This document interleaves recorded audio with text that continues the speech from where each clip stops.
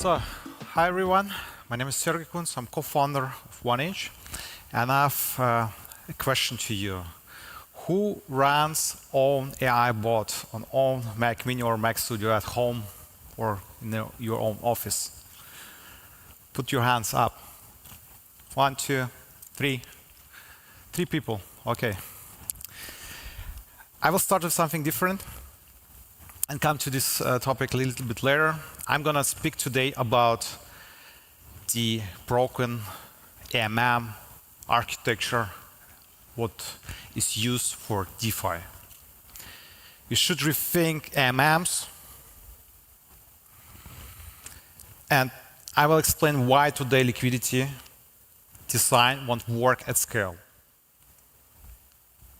I have 100 billion question. DeFi holds a huge volume of capital, but how much of it is actually working?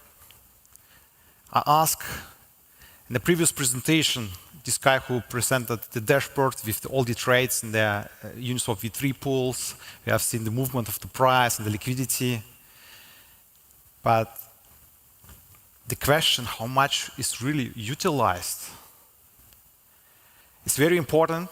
And we got the answer at dune.com/1inch/idle.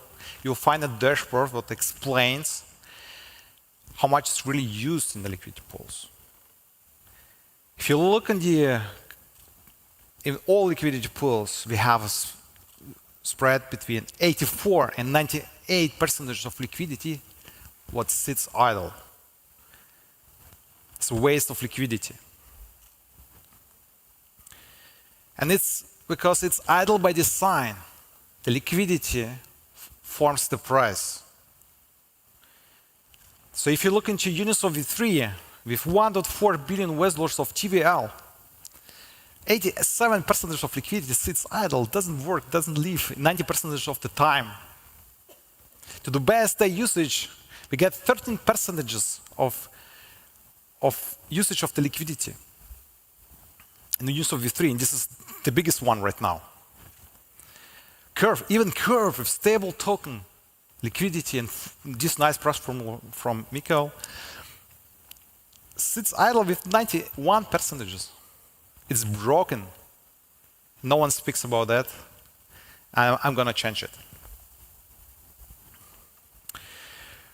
So the LPs also losing a lot of money by facing impairment loss. To fight impairment loss, you need to generate enough fees. So you need very fancy strategy, or you need huge amount of volume, non-toxic volume, what's coming to your liquidity pool, so you can earn on that. Most of the liquidity providers are in loss. And this is not what will scale and adopt the traditional finance to use our tech. So if you have $300,000 SLP, and you would like to provide it into liquidity pools for the most volume pairs, you need to decide on what protocol I provide it. What gets more volume, like maybe Uniswap, because Uniswap like to route their own volume to own protocol, to not benefit all the other protocols like Balancer, Curve, and others. So you need to spread your liquidity, you need to fragment it. So depends on your pairs you select. So different pairs multiplied with multiple venues. You have dozens of pools. You fragment your 300K into 15K pieces. And even some of this liquidity sits also idle, because this pool is not big enough to get good amount of volume.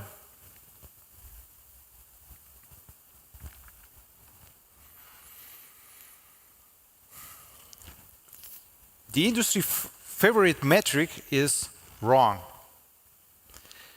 We should switch from TVL to TVU.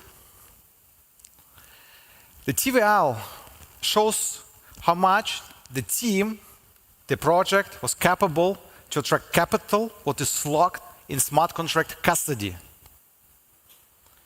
Doesn't mean that it generates fees. It's just there. And based on our previous slides, we see that it's just sitting there and it's idle, doesn't work. What about TVU, total value unlocked? So this should represent how much capital is actively usable when trades happen. So measures the productivity of liquidity, capital that earns, not the capital that sits idle in the pool.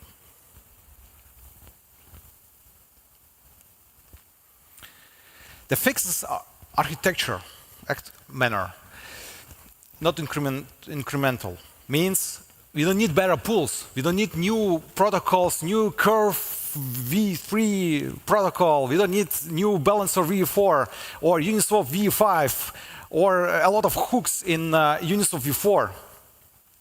We need to rethink how capital connects to strategies. So we should rethink in terms of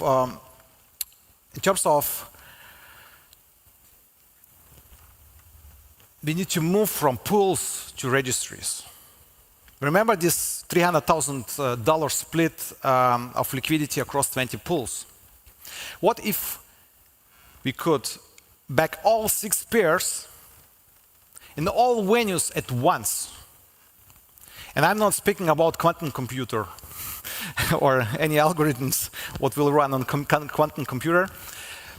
I'm speaking about a new architecture what introduce a registry, not pools, a program, what is strategy, what can empower all liquidity positions at the same time. It's non-custody. You can support multiple strategies.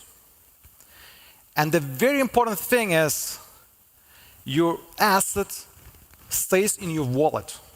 You don't have to trust the next smart contract pool what can be hacked and drained by a hacker. You don't have to give your assets away to a custody smart contract.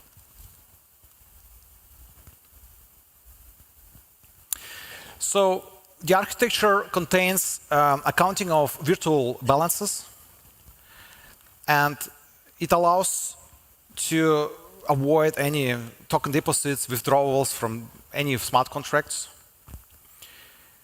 So you approve once your assets on your wallet, your ERC20 tokens.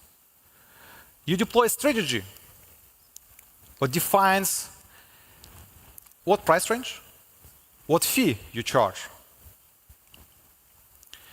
You can even have very complex strategies. You can have also very simple strategies. For example, flash loan. You can say, it works like intent. I'm okay that my USDT can be taken for a flash loan, and I want to be paid with 5 bips. Who says that 30 bips pool on a pair of Ethereum USDC is the right amount of fees this pool should charge? Who says? Maybe it's 25 bips, maybe 21 bips. You should be flexible in this, and your decision should be made by proofs and data and prediction based on the trend and the current market situation. So strategy should be as programs, not contracts. You can compute off-chain a set of intents. I want to sell my Ethereum at a price of $4,000. You don't need a smart contract for that, what do explicitly this thing. You can compute your intent, and you need a framework, library, what is deployed on a blockchain, and a strategy what can execute it.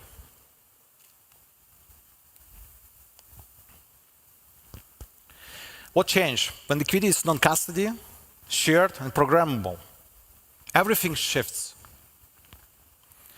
One balance, bags, and strategies. You have zero custody risk. Of course, you have smart contract risk when you approve that specific strategy is allowed to move your assets. You have infinite strategies per balance. With every strategy, your capital efficiency is growing infinite. And you don't need any token transfers. You just cancel your strategy without moving any assets and paying gas costs. Better architecture solves supply, but who generates the demand? My bet is that the next billion users won't be human. AI agents are the fastest growing consumer of on-chain infrastructure.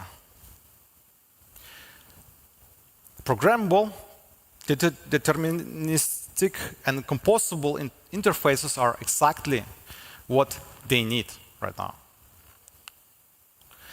And agents are already there. The most profitable poly-market wallets are bots. They have access to analytics data on on-chain data, on on-chain events and trends. They can act much, much faster than the humans. We have more than 500 AI agent crypto projects out there already. And we see more than $1 billion volume from AI agents. So we have, of course, some standards like ERC 8004 for on-chain agent identity standards. Something is already going on. The X402 standard for the payments. And we see the shift from having cloud AI to a personal agent. So it's the reference to my first question when I came here. Who runs own agent on Mac Mini or Mac Studio? And I feel very familiar with this approach that you have your own agent running on your own hardware, what you installed by yourself and you secure it by yourself. You have in your own custody, self-custody. It's very near to our approach with Web3. We are here with Web3 for self-custody and ownership. So nowadays, you can just easily buy Mac Mini, Mac Studio. You can install OpenClaw, or you code your own project, what I did for myself to ensure that I'm safe. My personal AI agent can even do Web3 transaction swap for me, provide liquidity into Uniswap, because I teach them to use Web3 library and Uniswap and 1inch. And you can automate a lot of things with your agent, right? You can automate reports, trends. I get Slack summary, what's going on in the company. I get news of DeFi, who was hacked tonight. And we faced again $270 million hack on Solana, unfortunately. So you can automate a lot of things, especially when you're a person like me who's very, very lazy in manual work. So, and this is happening now. It's not just like Silicon Valley, self-driving cars only are available in Silicon Valley. AI agents are already everywhere in a lot of homes. And machine-to-machine economy is emerging. Agents paying agents, we are stablecoins. Agents paying humans to do some real-world thing already. So, and it's growing and growing. So in terms of information advantage, human with a dashboard is very limited. All the information are built for humans. It's limited in accessibility. It's limited in information amount. An AI agent can just make a Dune query and get the right data, can subscribe to Web3 events by using 1inch APIs, for example, can understand what's going on, can predict the next trend, and can suggest you to rebalance your portfolio, and you still decide by using maybe Wallet Connect in your agent and a wallet what allows clear signing like 1inch wallet and Ledger. You can swap, and AI agent works 24/7, 365. So we have three forces here: shared non-custody liquidity, programmable strategy, execution, AI native demand. Capital efficiency solve the supply side. AI agents solve the demand side, or increase it a lot. And programmable strategies are the interface between them. Agents don't need front ends. And people should not discover new app and try to understand how I connect the wallet. How I swap on this interface, I don't understand. How I select a network. The human don't need any of these interfaces. They need just an AI agent that understands them. I record a voice message to my agent. It decodes and understands my demand and swap for myself. So I don't do anything except like looking into my Telegram and seeing the progress of the execution.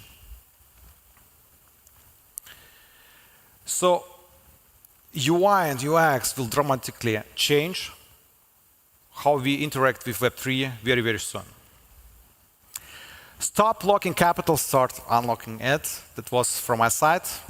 And if I think we have still time, 3 minutes. If someone has questions, go ahead.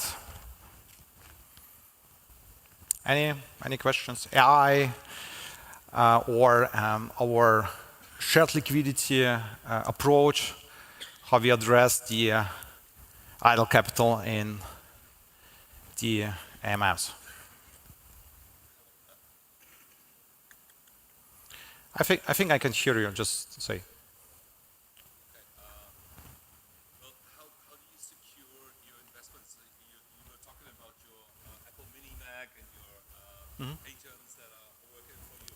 How does your agent make sure that the liquidity provision that they are doing is kind of in a risk matter that you want?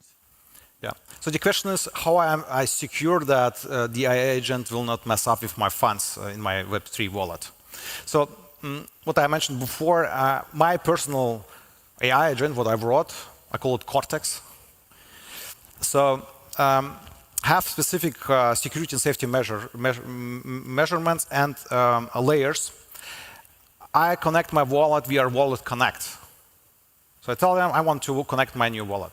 They show me QR code and the link, so I can select a 1inch wallet or MetaMask, click to it, my wallet opens, I accept the connection, and then I question some topics, like for example, okay, I would like to provide liquidity into Ethereum USDC liquidity pool on Uniswap for now, since our Aqua protocol is not yet out for production, but for development.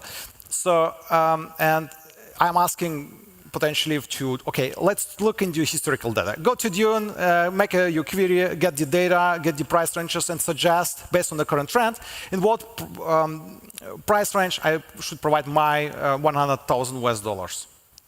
So based on the information from the blockchain, based on also standard algorithms, I get a prediction for the next 3 months, where I want to sit in the liquidity pool. I can ask them to create the transaction through Wallet Connect and 1inch wallet or Ledger. I can see what I'm signing. So 1inch wallet and Ledger supports clear signing. I'm not sure about MetaMask. Maybe we already they support. I don't know. I'm not using MetaMask or maybe Uni wallet. So through this clear signing, I can verify what's going on. There's even a simulation what's gonna happen. So I will get a LP, NFT LP token, for example, and I see that my funds are moving there, and it's legitimate because OneInch also scans for threats. There are some service provider who also scan the transactions. Is it malicious or not? So based on that, I can verify that I'm doing the right thing, and AI is not cheating on me. And especially for me, I build it by myself because then I can verify that they follow the process and don't mess up with MD files and do it in different manner. So I have specific programmable flow for such swaps. Yeah. Of course, wipe coded. I was surprised and had to rethink how to test now wipe coded application. So I had also to invent like a flow to properly review and test everything. Yeah, but just the flow what I'm using right now. Thanks. That's brain-induced intelligence that you use. Your brain. You check with the agent, and then you say, oh yeah. Yeah, I see some data from AI. Yeah, so of course I could trust it, or I could maybe go and self-verify, but I'm convinced enough that I get the right data. And I can, again, verify in the wallet that I want to really provide into liquidity pool in the price range between $2,800 for Ethereum and $3,500 for Ethereum. And if it's valid for me, I provide and I accept the transaction through Wallet Connect. So I think we are done. Yeah? So thank you very much. It was a pleasure to be here. I'm very, very, very proud to stay on this stage, famous stage, and happy that this amount of people came to see my presentation. Thank you very much.